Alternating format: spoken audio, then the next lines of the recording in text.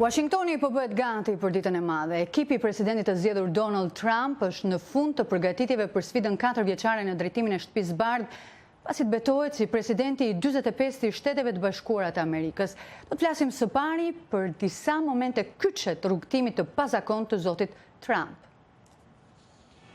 Rruga e pazakonte e Donald Trumpit drejt Shtëpisë Bardhë filloi me një njoftim të bujshëm në hotelin e tij luksoz të New Yorkut.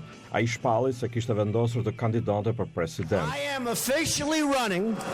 Kam dhënë zyrtarisht kandidaturën për president të Shteteve të Bashkuara dhe ne do ta bëjmë vendin tonë përsëri madhështor, deklaroi zoti Trump. Biznesmeni, i cili kurrë nuk ka patur poste publike, do të ketë rastin ta bëjë këtë pas 20 janarit si presidenti 45 i vendit. I lindur në Queens të New Yorkut, Donald Trump u rrit në një familje të pasur.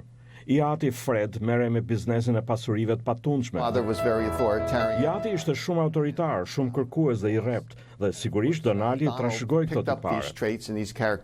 Trump i ri kërkoi sukses në botën e rrezikshme të patundshmërive në Manhattan. Karriera e tij u dallua nga sukseset e bujshme. Ai ngriti kullën e famshme Trump me mjaft talent, e ktheu emrin e tij në simbol dhe i përdori me zgjuarsi mediat, gjë që më vonë do ta ndihmonte në fushat. Të bësh biznes në New York duhet të jesh shumë i fortë dhe i motivuar. Ai i mishëron mjaft tiparet e një biznesmeni të New Yorkut. He is very much a New York businessman. Por nuk munguan dështimet. Kazinot që falimentuan, rënja e tregut të patundshmërive që e goditi rënd, akuzat për mashtrim ndaj Universitetit Trump. Në fushat, ai mundi 16 kundërshtarët republikan për emërimin e partisë me një mesazh që pasqyronte shqetësimet e votuesve. Ai shfrytëzoi frikën e votuesve që kishte zënë vend mes tyre për një kohë të gjatë.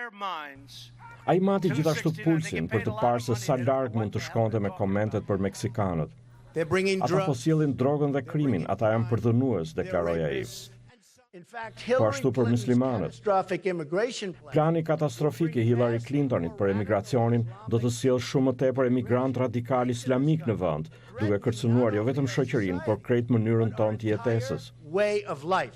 Që nga fitoria në zgjedhje, zoti Trump i ka zbutur komentet, por duhet pritur derisa ai të ndërmarrë veprimet e para si president për të gjykuar mbi ndikimin që do të kenë fjalët e tij te shoqëria amerikane dhe te vendi i Amerikës në botë.